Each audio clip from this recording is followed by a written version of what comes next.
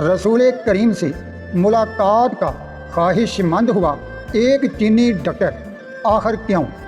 کہتے ہیں چین کا ایک ڈاکٹر نام جس کا لی وین چاؤ ہے، ایک بار وہ ایک مسجد میں گیا۔ وہاں دیکھا کہ ایک شخص جو مسلمان ہے وضو کر رہا ہے۔ اس کے پاس گیا، دیکھا وہ ہاتھ اور پاؤں اور چہرہ دھو رہا ہے۔ حیران ہوا چین کا وہ ڈاکٹر اور اس مسلمان شخص سے پوچھنے لگا کہ یہ تم ہاتھ پاؤں اور چہرے کو بار بار کیوں دھو رہے ہو؟ تو وہ مسلمان چین کے ڈاکٹر سے بولا، جناب ہمارے پیارے نبی حضرت محمد مصطفیٰ صلی اللہ علیہ وآلہ وسلم نے نماز پڑھنے سے پہلے ہاتھ پاؤں اور چہرہ اور بازو دھونے کا طریقہ یہ ہمیں بتایا ہے۔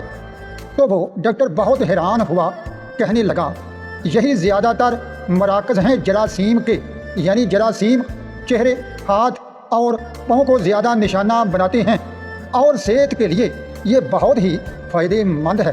اور میں قربان جاؤں آپ کے نبی حضرت محمد مصطفیٰ صلی اللہ علیہ وسلم پر جو 1400 سال پہلے تمہیں یہ طریقہ بتا کر گئے، کبھی میری ملاقات رسول کریم سے ہو جائے تو میں عرض کروں سرکار آپ نے کیا شاندار طریقہ صحت کے لیے بتایا ہے۔